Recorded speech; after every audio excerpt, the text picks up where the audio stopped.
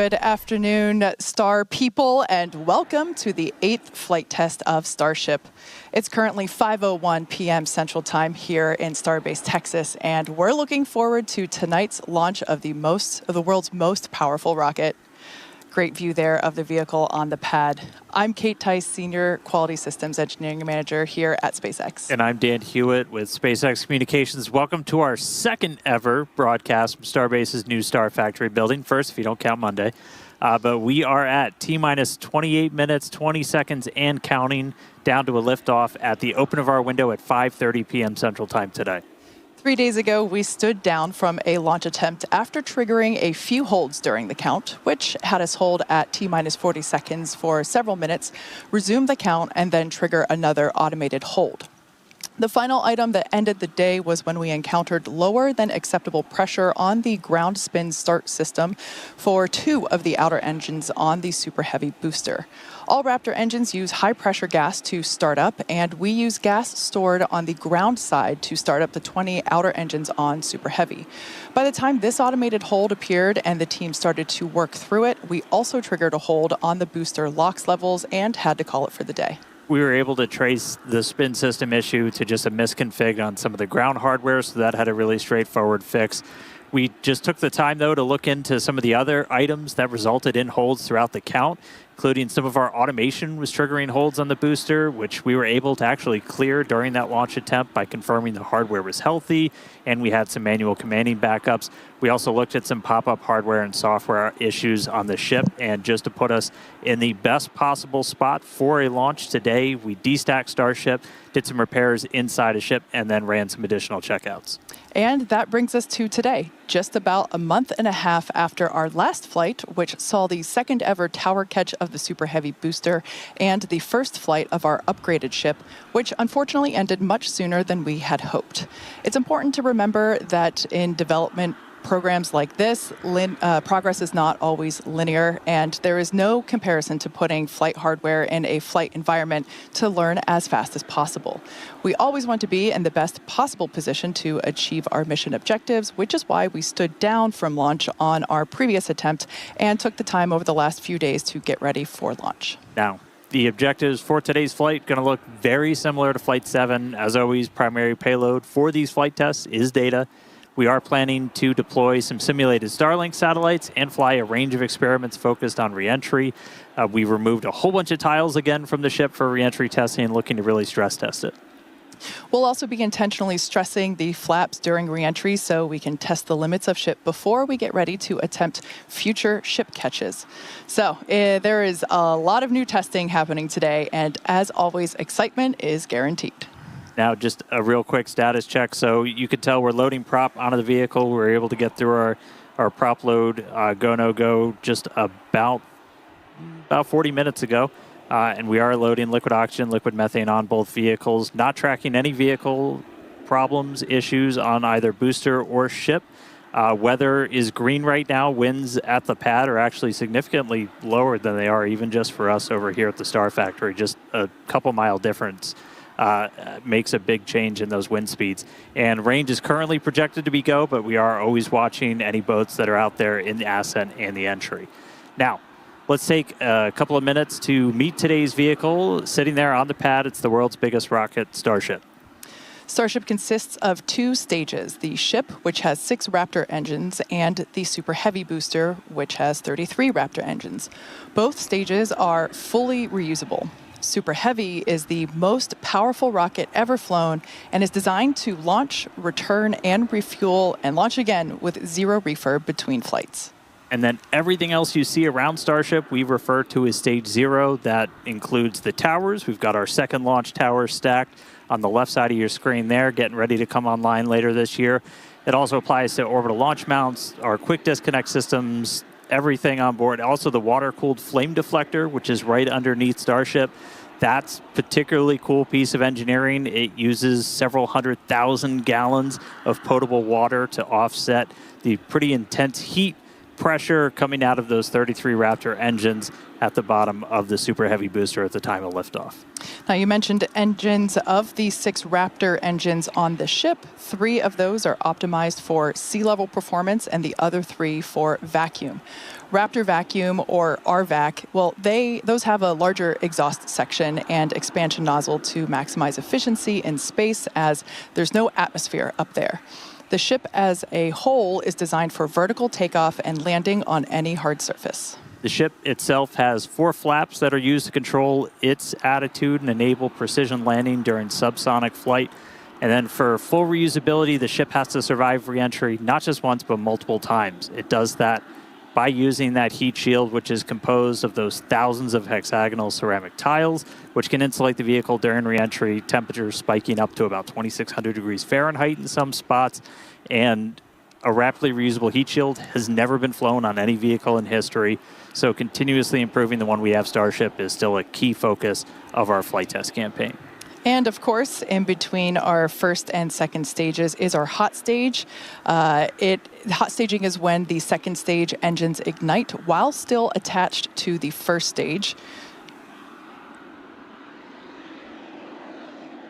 There you can actually see a video of our previous hot staging maneuver, or executed on a previous flight, and how the ship's engines light while it's still ignited while the booster's engines are still firing. Basically, the rocket never stops accelerating, which makes it more efficient than traditional stage separation.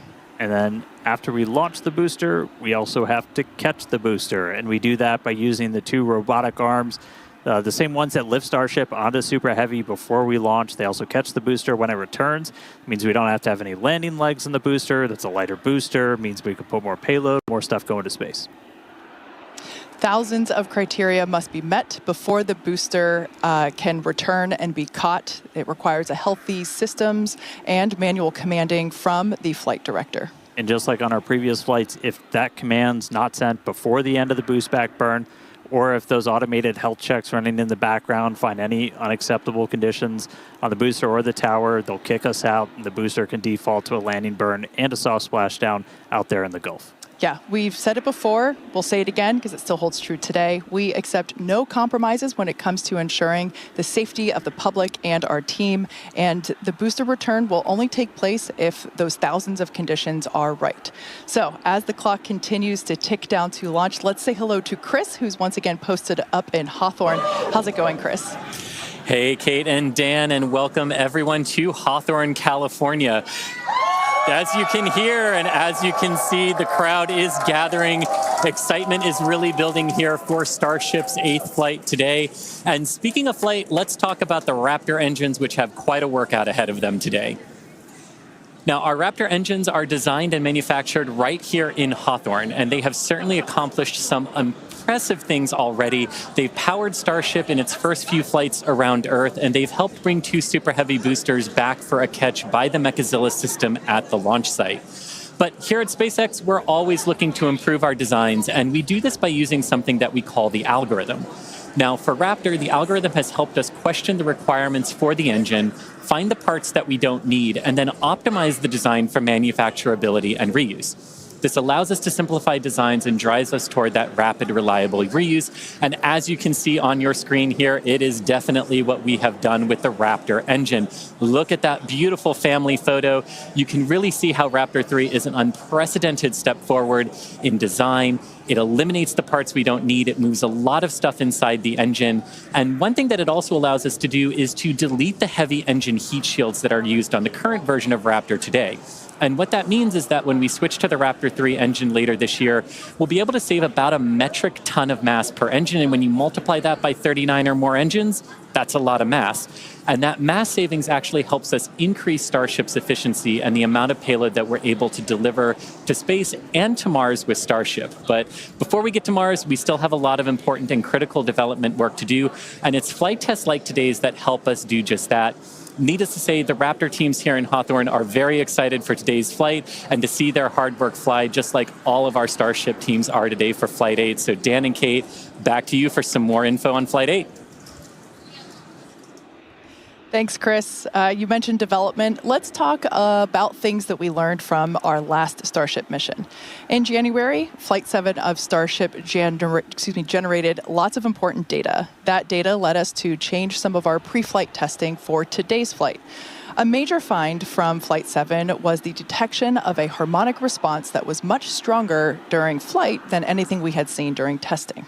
That's right. Rocket engines create incredible amount of noise, vibration that can pass through every component in the rocket itself. Flight 7, we saw those vibrations at a specific frequency. They were also strong in a strong enough amplitude that it was placing a lot of extra stress on some of Starship's propulsion system. And that's what most likely led to propellant leaks that then cascaded into fires and ultimately our loss of contact with the ship. As part of our investigation, our team took this flight's ship through a 60-second static fire, which was 10 times longer than any previous static fire. The test cycled through throttle levels to recreate different conditions seen within the propulsion system during flight. You can see that on your screen now. We also tested hardware changes on fuel feed lines to Raptor's vacuum engines. The additional data we got from this test specifically led to some new hardware that's installed in the RVAC fuel feed lines, which are also unique to this upgraded version of ship. Those feed lines look like large straws. They run through the oxygen tank, and those are delivering fuel directly to those vacuum engines. The new hardware was successful in significantly lowering the strength of that harmonic resonance and relieving the extra stress on the prop system. And then just in addition to new hardware, we made a couple of operational tweaks, adjusting things like the temperature of the propellant as it's being fed to the engines, also changing the throttle level that we're setting those engines at on ascent. We also looked at where fires broke out in the attic, which is the unpressurized space between the bottom of the ship's liquid oxygen tank and the engine heat shields. Fires here resulted in loss of ship on flights 2 and 7, so we took steps to make it more resilient to leaks. We added a hefty purge system that uses gaseous nitrogen.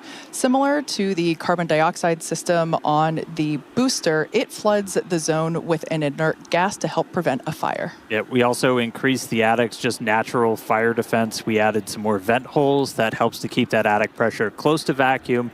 As Starship flies into space, makes it harder for a fire to ever exist. And then on the next generation ship, we're going to do the best thing possible and just start deleting some parts. Yeah, the best part is no part.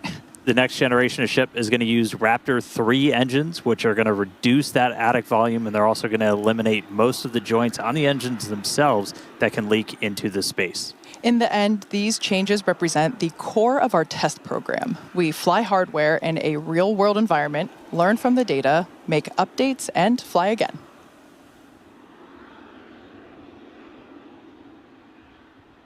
And then today we're going to be attempting to do everything that we didn't get to do on Flight 7. So we're still looking to get our first reentry with the upgraded ship, while we're going to be really intentionally stressing it again to get data on what the vehicle's boundaries are. So everything we've got ahead of us, as always, starts with liftoff, and that's super heavy, igniting those 33 Raptor engines, lifting off from the pad here at Starbase for that initial ascent. All 33 will burn for the first roughly 2 minutes before we get into hot staging. For hot staging, the second stage will ignite its engines while still attached to the first stage. That will create that stage separation. The booster will perform a flip maneuver and head on back to the launch site here just behind us. Then we will hopefully see the third ever tower catch by the launch tower. Meanwhile, ship completes its ascent burn, gets into its suborbital trajectory. We've got some extra things we're going to do in space, like deploy those Starlink simulators.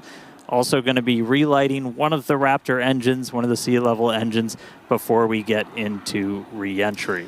Yeah, that re-entry phase will test multiple experiments, including missing heat shield tiles, metallic tiles, and loading the vehicle's flaps.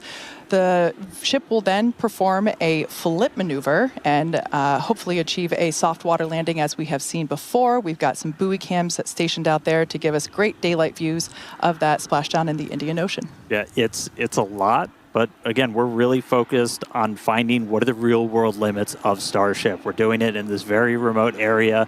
to find those limits before we get ready to return ship to the launch site and eventually catch it. And a lot of the upgrades we made to get to this version of ship are going to enable that. Yeah, man, that's going to be exciting to see ship catch. It's going to be wild. Now, Ship 7 premiered a huge block of upgrades to add more capability to Starship, and we've carried them through to test on Flight 8 today. First, the forward flaps got a redesign. They have shrunk and shifted away from the ship's belly or the heat shield. You can see that on your screen there. This new position will reduce their exposure to heating during re-entry. We've also extended the length of Starship, and we've done this by 2 meters. This additional height gives us about 25% more propellant volume, which will aid in future longer duration missions. We also implemented propulsion upgrades, such as new fuel feed line system for the Raptor vacuum engines, as well as vacuum jacketing of feed lines and an improved propulsion avionics module. And you've heard us talk, a lot of the experiments we're running today are focused on reentry. We're intentionally removing a whole bunch of tiles all over Starship itself in this missing tile test. They're removed in critical areas this time, including over those propellant tanks, around some of the flaps, as we're really looking to use this flight to push Starship's capabilities. If we're not resilient to a missing tile and the backup ablative underneath, we need to know that. We also test a couple of different tiles on Starship, some metallic ones, one of which has some active cooling built into it.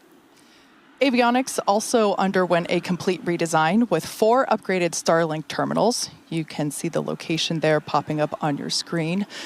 Those now combine Starlink navigation and radio frequency, as well as communications into a single unit.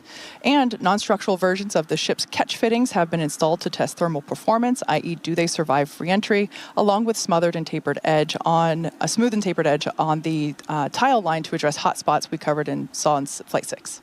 And we've got some radar sensors on the tower catch arms again, as we're just looking at different ways to measure distance between the arms and a vehicle. These ones are actually protected by kind of a modified version of our heat shield tiles. Catching the ship's going to be a little different from catching a booster. One of the key things is it's going to do that flip right before its landing burn that rapidly reorients your antennas, which you're using for navigation. So those extra sensors on the ground side help just add more layers of control as ship and tower talk together for the catch. And in another first, Starship will deploy 4 Starlink simulators. They are similar in size to our next generation Starlink satellites. Starship will have the ability to deploy our advanced V3 Starlink satellites, which will help further Starlink's impact in the coming years as we work to expand access to high-speed internet all around the world. Each Starlink V3 launch is planned to add about 60 terabits per second of capacity to the Starlink network. To give you some perspective, that's about 20 times the capacity we're adding right now with every V2 mini launch on a Falcon 9.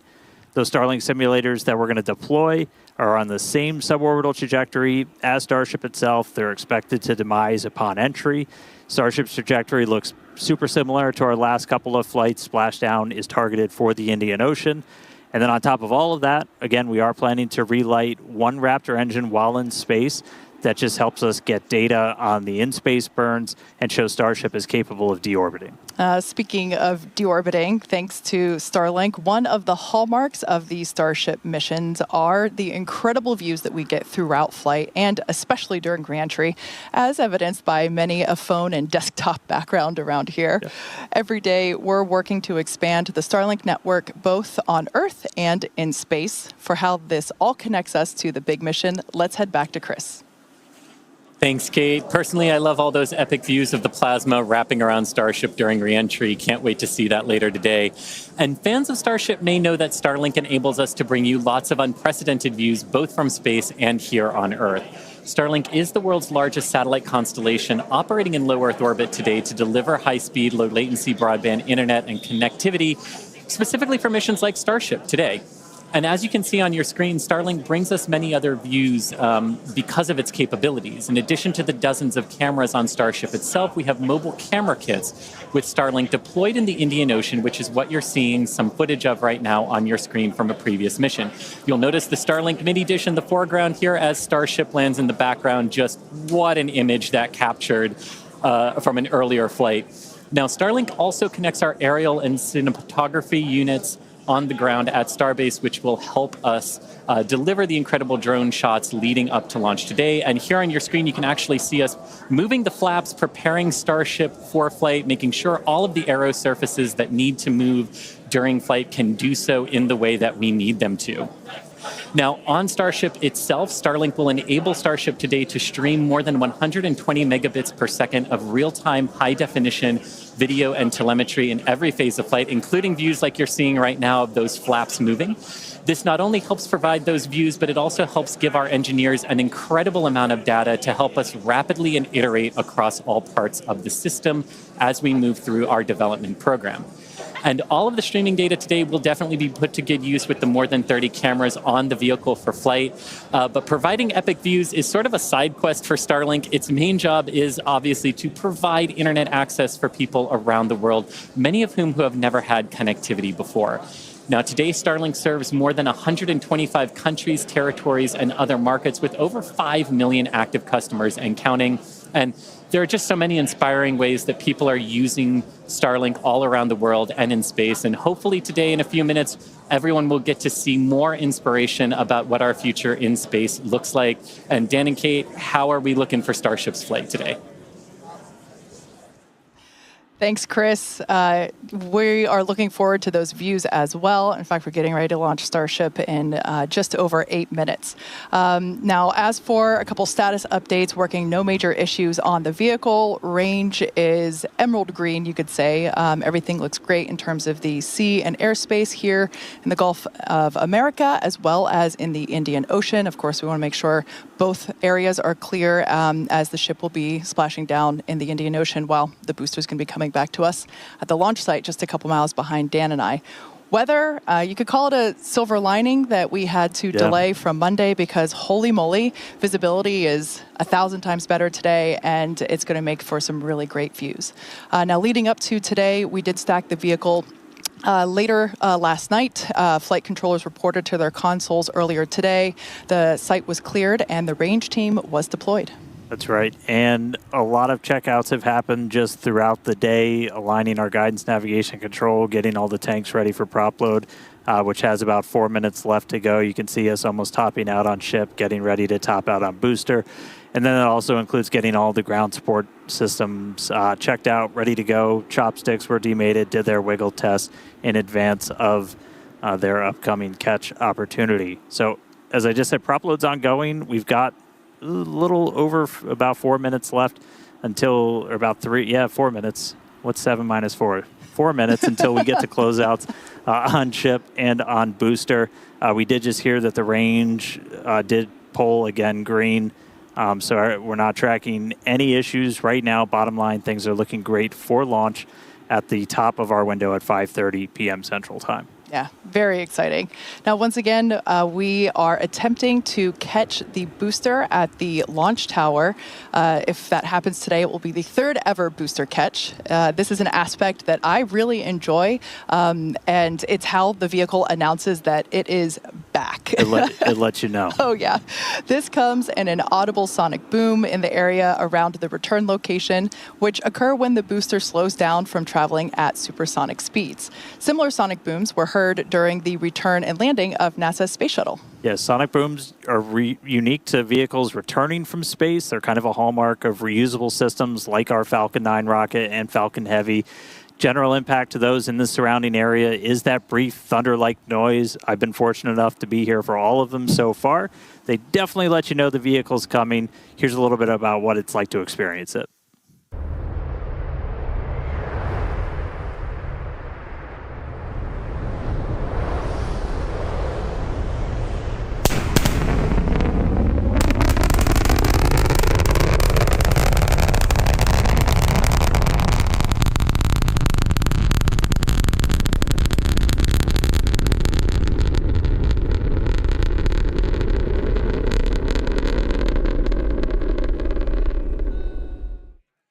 And as someone who grew up hearing those sonic booms as the shuttles landed in Florida and now hearing them for Falcon and Starship as well, they really are something to experience. And when you hear them, you just know it's a spaceship telling everyone that it wants to be reused. Great sounds. So as you can hear, the room is getting excited here in Hawthorne. The crowd eager to see Starship fly, as you can see and hear. Now, behind me in our flight control room here in Hawthorne, you can see some of our folks on console. They're assisting the flight controllers in Starbase, keeping an eye on all of Starship's various systems, including its avionics and those Raptor engines we talked about a little bit earlier. So Dan and Kate, with 4 minutes, 20 seconds left on the clock, let's hit it back to you at Starbase and hopefully watch Starship lift off today. Thanks so much, Chris. Now, if you're just joining us, we're now just about 4 minutes until the liftoff of the 8th test flight of Starship. As we reported earlier, range and weather are both very green, super green, if you will, and everything is looking good. Propellant loading continues to happen. We're going to be closing out very soon on both stages of Starship. Yeah, we're almost fully fueled on our tanks. We're going to see that closeout coming in just about 30 seconds on ship. So that's both the main and the header tanks. And then about 30 seconds later on booster. Once prop load is complete, we got just shy of 1 million pounds of liquid propellant. That's liquid oxygen, liquid methane onto both vehicles. All of our ground systems will do what's called pushbacks. They'll clear all those feed lines. We're not continuously replenishing the propellant on board Starship or Super Heavy. That's why we essentially have several minutes where we can hang out at that T-40 hold point before we start to run into issues with temperatures or just those LOX levels, or that LOX level on the booster is one of the main things that we watch. So we're also going to do a couple of final checkouts. We'll do one final one of the thrust vector control, the TVCs on the booster. We'll see them hopefully do a little bit of a wiggle test. The first one comes at about 1 minute 40 seconds before launch, and then the last one comes right as we pass that T-40 gate. Again, if we need to hold, which we held a couple of times on Monday, we can do so at that T-40 second.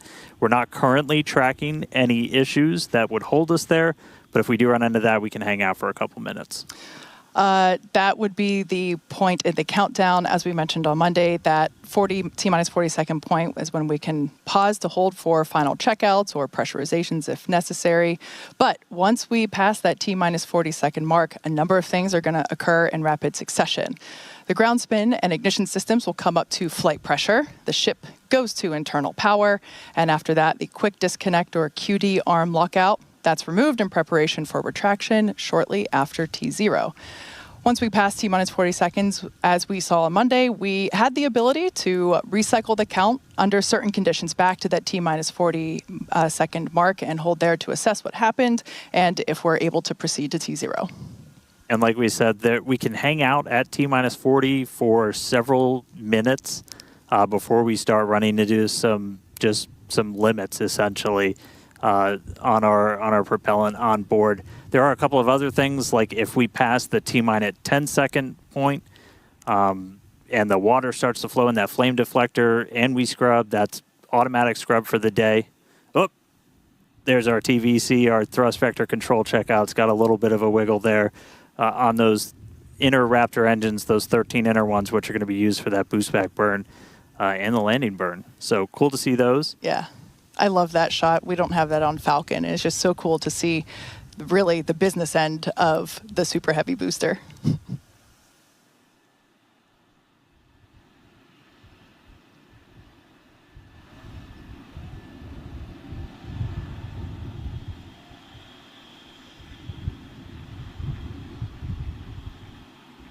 Ten seconds away from that T-40 hold. We'll see.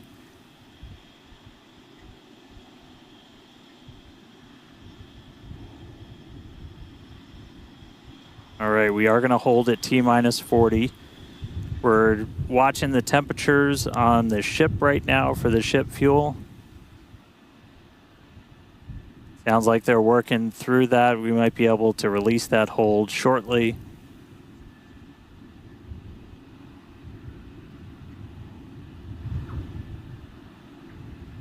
All right, sounds like we're going to be able to reset those holds, not tracking any other holds.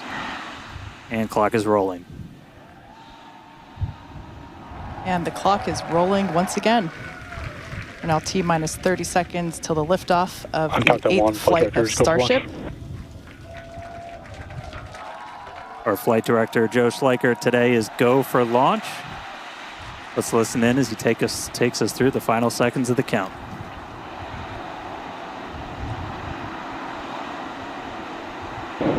T-minus 8, 7, 6, 5, 4, 3, 2, 1.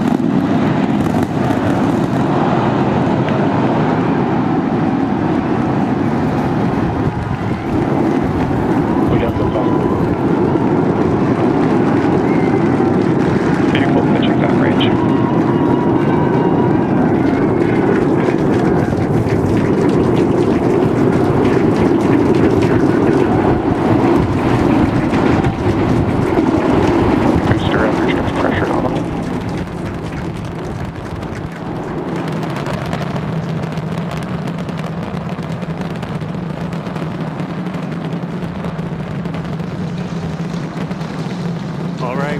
A little over 40 seconds into the flight. We are seeing 33 out of 33 Raptor engines ignited.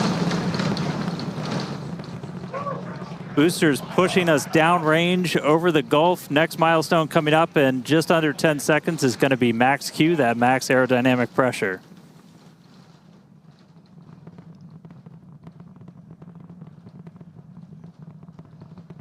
Max Q.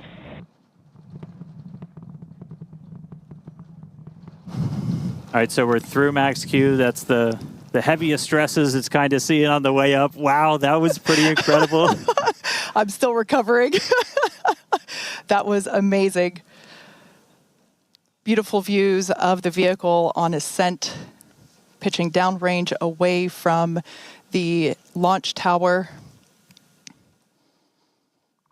Next thing coming up is hot staging. So we're going to look for 6 engines to ignite on ship while we're still attached to the top of the booster. We'll see all but those 3 center engines shut down on booster.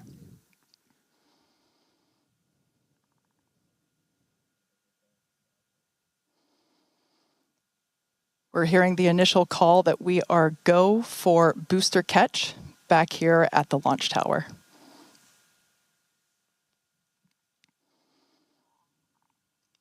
Coming up now on hot staging, the ship's engines will ignite while still attached to the Super Heavy booster, and also while Super Heavy booster will still be under power itself. The clamps holding the 2 stages together are going to release, and Starship second stage engines will Booster ignite. engine cut off. Ship engine startup. Stage separation. Boost back burn startup. There we go. Ship engines, all 6 Raptors ignited. We're doing that boost back burn. Looks like we got 11 of the 13 that we command for that, so that's going to start sending the booster back. We are still go for booster return, even with 2 Raptors out during that boost back. We can do a full duration one. But looks like we got a ship, 6 engines heading into space, and then we got a booster hopefully on our way back to Starbase. How's everything going in Hawthorne, Chris? Everything is looking good. The crowd eagerly followed that ascent and now watching the booster coming back. So as you can see on the left-hand side of your screen here, that is ship continuing. And that's a great view of ship continuing on its way to space. They're looking, that's inside the camera, inside the aft skirt, looking at the Raptor vacuum and the sea level engines, the sea level ones there in the center of your screen under our T+ clock. You can see our boost back burn. We're down to 3 engines on the boost back burn. And you can see ship on the right-hand side of that telemetry with 6 engines lit, continuing its ascent to orbit, already over 100 kilometers in altitude. The booster 87 kilometers in altitude and continuing its trek right now back to the landing site and catch site. There's a shutdown. And we just heard a good call out for boost back shutdown. The next thing we should see on our screen is the separation of the hot stage from the Super Heavy booster. We jettisoned that because we do not need it for the landing, but on future iterations of the Super Heavy, that hot stage ring will be incorporated into the booster and we will get it back. But for today, you can see it on the right-hand side of your screen there, just separating off from the right-hand side of the booster. You can also see the booster doing its liquid oxygen dump there, which is exactly what we would expect for it to do as the booster gets itself configured for the landing here.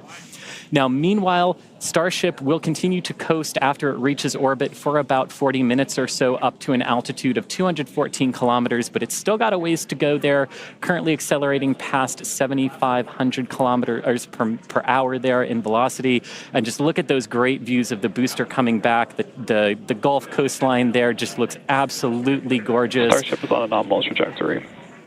And there we hear nominal trajectories all around. And Dan and Kate, we're at 5 minutes, 15 seconds here into the flight. Everything looking good for the Super Heavy and for Starship today. What's it like there at Starbase as we get ready to catch? It was incredible, Chris, to be able to see the mock diamonds with my own eyes. That was amazing. We are standing by for return of booster back to the launch tower. We have heard that we are go for the catch of the booster. Yeah, this coming from one of our long-range tracking cameras, we're able to see the hot stage separate and fly away. So coming up in just about 30 seconds, we're going to look for the landing burn. We're going to command those 13 inner and middle ring engines to turn on. 13 initially, they bleed off all of that velocity as we're slowing down from supersonic speeds, eventually moding down to only 3 engines for that precision flight into the tower. Right now, booster using its 4 hypersonic grid fins to help guide itself through this atmospheric entry back for its precision landing at the launch site. Once again, we're going to ignite first the center 13 engines. We should see that coming up here momentarily. Engines in startup. This is going to come down to 3 engines as the booster slows down for its landing. And we just heard the sonic boom.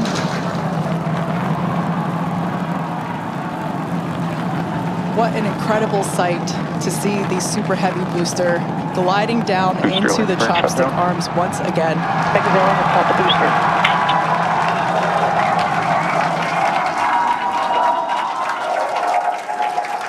Stuck the landing. Wow. That will never get old. All right. We saw 12 out of 13 light for that landing burn. Booster still able to make its way with that final precision burn on the 3 engines in for the tower catch. So booster caught. Meanwhile, keeping an eye on ship. Still got 6 Raptors burning. Those are going to continue for about another minute until we'll get to the Starship engine cutoff. Really cool view. Again, a million shout outs to all of our avionics team who make these cameras possible for us. That's looking right down inside essentially the skirt area of ship where you can see a pretty good view of all 6 Raptors, especially those 3 inner ones, one of which we're going to hopefully relight a little bit later. And we just saw some engines go out. It looks like we are losing attitude control of the ship.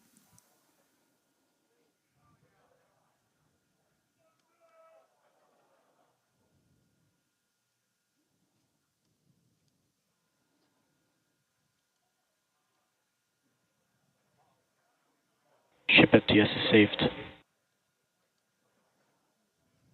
So we're still getting video down from the ship. You can see we've lost several engines and we've lost attitude control of the vehicle.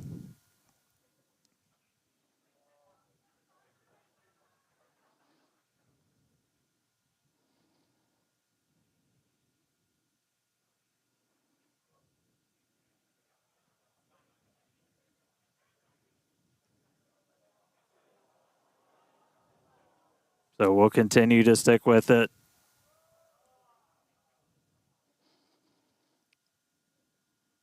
For those of you that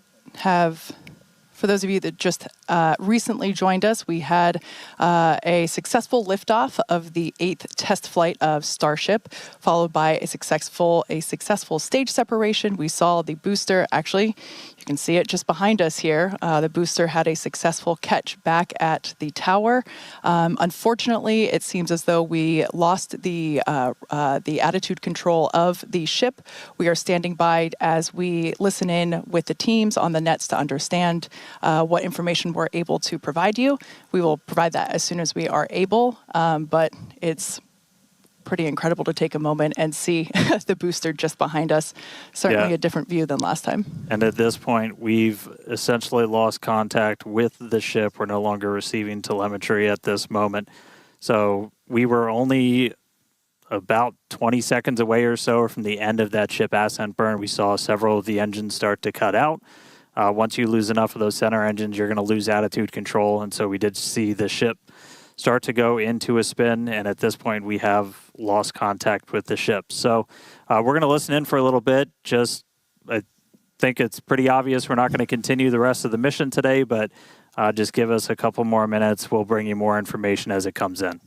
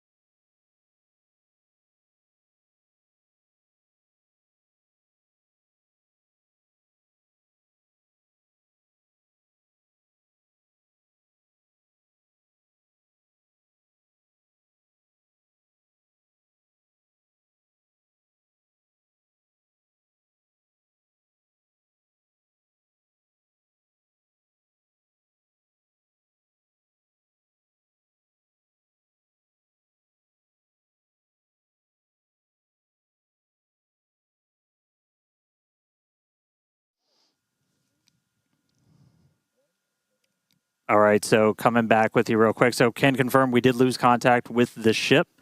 Unfortunately, this happened last time too, so we've got some practice at this now. We've got a lot of measures in place, like debris response areas where we coordinate very closely with air traffic control.